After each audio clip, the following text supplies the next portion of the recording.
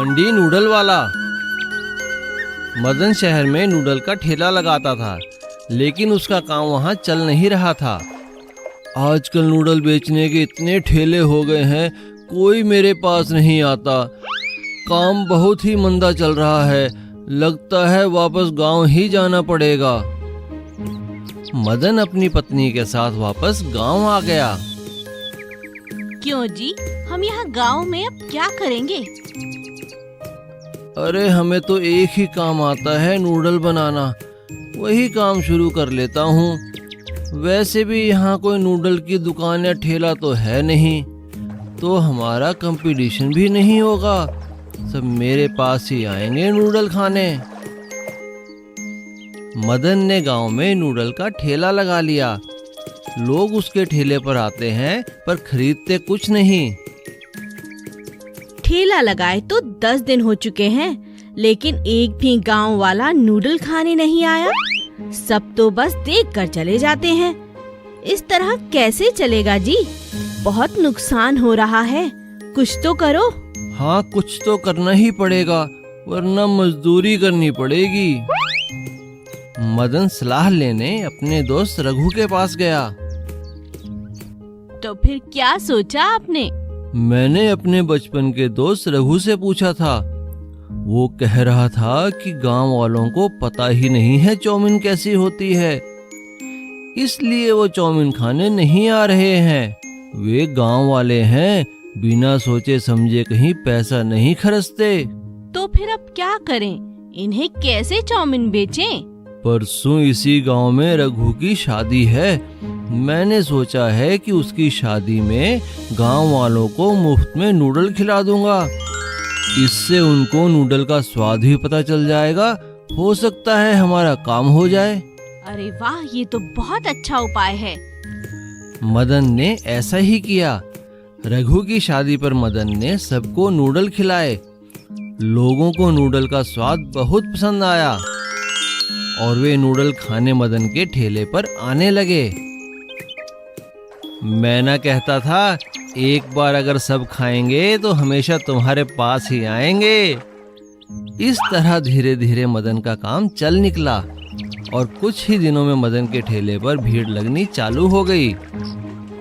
अरे मदन भाई, हमें तो पता ही नहीं था ये चाउमीन होती क्या है, पर आज जो तुमने चाउमीन खिलाई है, भाई साहब मजा आ गया खाकर, बहुत ही अच्छा। वाह भाई मदन, तुम तो बड़े कारीगर हो, बड़ी टेस्टी आइटम बनाई है। ये सब देखकर मदन का लालच बढ़ने लगा। उसे अपने हाथ के बनाए नूडल पर घमंड हो गया और उसने नूडल के दाम दुगने कर दिए।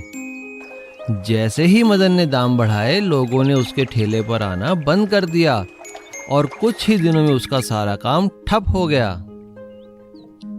ये अचानक क्या हो गया जी? कोई भी नूडल खाने नहीं आता।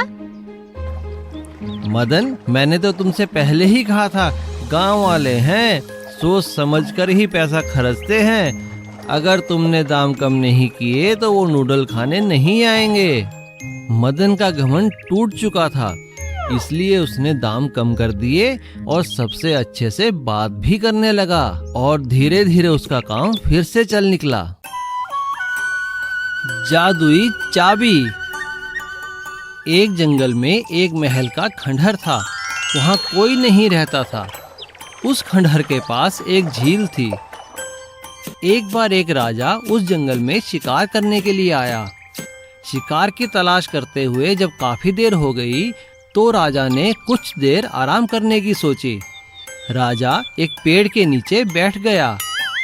तभी राजा को दूर से झरने की आवाज सुनाई दी। अरे, लगता है यहाँ आसपास झरना है। चलकर देखता हूँ और पानी भी पी लेता हूँ। राजा झरने के पास जाता है। वहाँ उसे पेड़ के नीचे एक साधु बाबा बैठे हुए मिले। लगता है ये साधु बाबा ध्यान में मगन है। मैं इन्हें कुछ फल दे देता हूँ।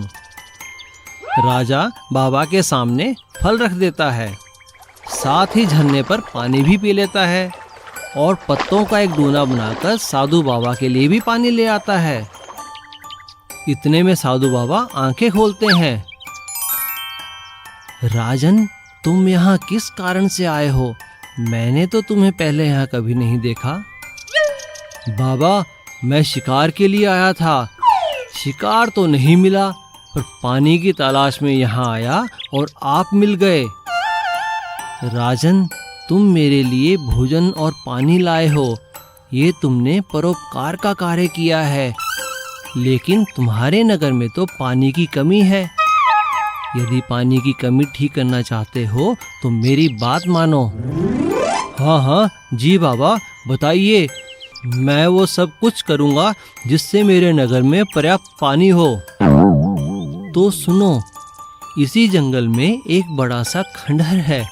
उसके तहखाने में एक बड़ा खजाना है। खजाना? वो किसका है बाबा?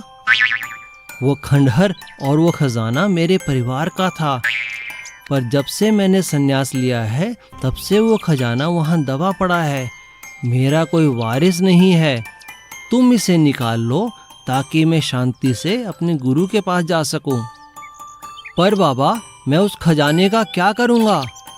मैं चाहता हूँ तुम उस खजाने को लोक कल्याण के कार्य में लगाओ। इस झरने का पानी अपने नगर तक ले जाओ। लेकिन बाबा, मैं उस खजाने तक पहुँचूंगा कैसे?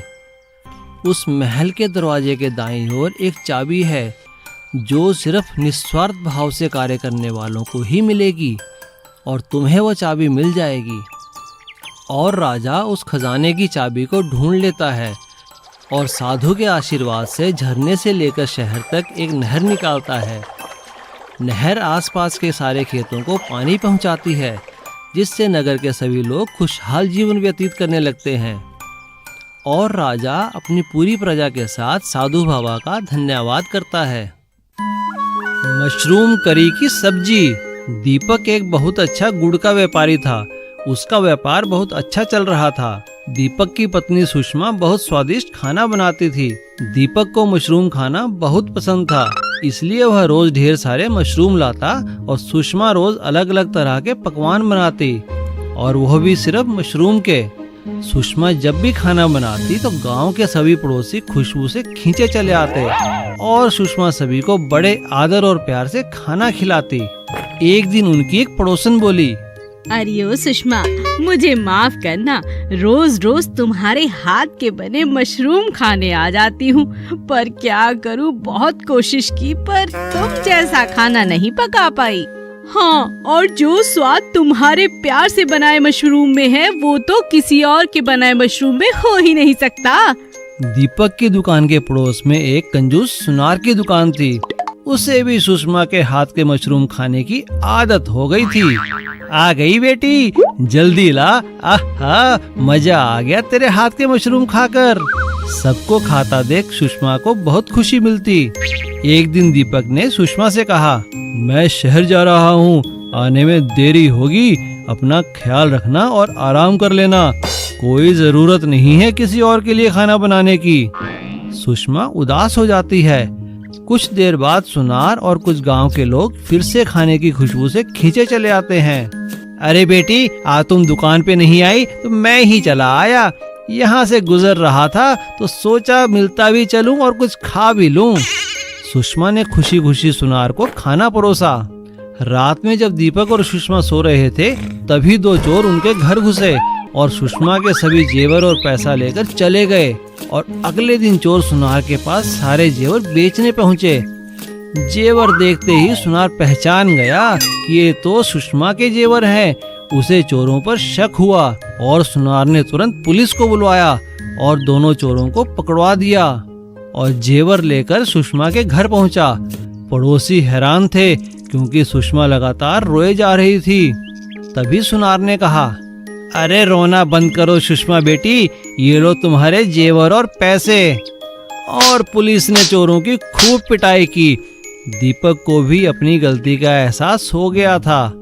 मुझे माफ करो सुषमा, तुम्हारे इसी अच्छे व्यवहार की वजह से आज हमारा सारा पैसा और जेवर बच पाया है। इसीलिए तो कहती हूँ जी, खाना खिलाना तो पुण्य का काम होता है। तुम ठीक कहती हो सुषमा, खाना खिलाना वाकई ही पुण्य का काम होता है। कर भला तो हो भला। लालची ब्रेड आमलेट वाला। चकरपुर रेलवे स्टेशन पर एक छोटू नाम का लड़का उबले हुए अंडों का ठेला चलाता था। उसे सिर्फ अंडों को उबालना ही आता था और ग्राहक भी उबले अंडे बड़े चाव से खाते थे। पर कई ग्राहक जो उबले अंडे नहीं खाते थे वह छोटू से कहते, अरे छोटू, तुम बस हमेशा उबले अंडे ही क्यों बेचते हो? क्या तुम्हें ऑमलेट बनाना नहीं आता? इस तरह कई ग्राहक ब्रेड और ऑमलेट की डिमांड करते थे, मगर छोटू को ऑमलेट बनाना नहीं आता था। तो उसने सोचा, अगर मैं ब्रेड और ऑमलेट बेचना शुरू कर दूं तो मेरा धंधा और भी बढ़ जाएगा। छोटू एक दिन बाजार में एक ढाबे पर काम करने वाले अपने दोस्त शंभू से कहता है, अरे शंभू, मेरे ठेले पर काम बहुत बढ़ गया है, मुझे कुछ दिन के लिए तुम्हारी मदद चाहिए। मैं कमाई का हिस्सा तुम्हें भी दे दूंगा। कैसी मदद? तुम तो जानते हो मुझे ऑमलेट बनाना नहीं आता। अगर तुम मुझे ऑमलेट बनाना सिखा दोगे तो मेरा काम अच्छा चल पड़ेगा। हाँ हाँ, क्यों नहीं, मैं कल ही ढाबे से छुट्टी ले लेता हूँ। शंभू कुछ दिन की छुट्टी लेकर अब रेलवे स्टेशन पर छोटू की मदद करने लगा। अब छोटू का काम भी दुगना हो गया। हर कोई उसके ब्रेड और ऑमलेट की तारीफ करता। मगर शंभू बहुत चालाक था। उसने छोटू की उबले अंडों की कला भी सीख ली और उसके सभी ग्राहकों को अपने ऑमलेट की आदत भी लगा दी। एक दिन शंभू छोटू से कहता है, अच्छा दोस्त, बहुत दिन हो गए, अब मैं वापस अपने ढाबे पर जा रहा हूँ। शुक्रिया शंभू। शंभू के जाने के बाद छोटू ने खुद ही ऑमलेट बनाना शुरू किया, लेकिन वह अच्छे ऑमलेट नहीं बना पा रहा था। अरे भाई, ये कैसा ऑमलेट बनाया है? इसमें तो मिर्ची ही मिर्ची है। अब ग्राहक छोटू के ठेले पर न जाके पास ही खुले नए ठेले पर जाकर ब्रेड, ऑमलेट और उबले अंडे खाने लगे। अरे भाई, कहाँ जा रहे हो? ऑमलेट नहीं खाओगे? अरे नहीं, तुम्हारी दुकान से ऑमलेट कौन खाएगा? हम तो पड़ोस के ठेले पे जा रहे हैं।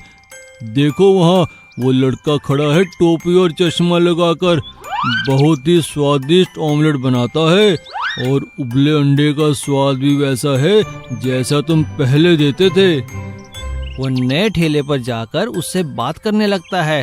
तभी अचानक एक गाड़ी उस ठेले वाले को टक्कर मार देती है और उसका टोपी और चश्मा नीचे गिर जाता है। छोटू यह देखकर हैरान रह जाता है कि वह कोई और नहीं, उसका दोस्त शंभू है। मुझे माफ कर दो दोस्त। छोटू बिना कुछ कहे अपने ठेले पर वापस चला जाता है और दिन रात मेहनत करके अच्छा ऑमलेट बनाना सीख लेता है और फिर से उसका ठेला खूब चलने लगा। सीख, लालची इंसान को मेहनत वाला इंसान हमेशा हरा सकता है। Please subscribe.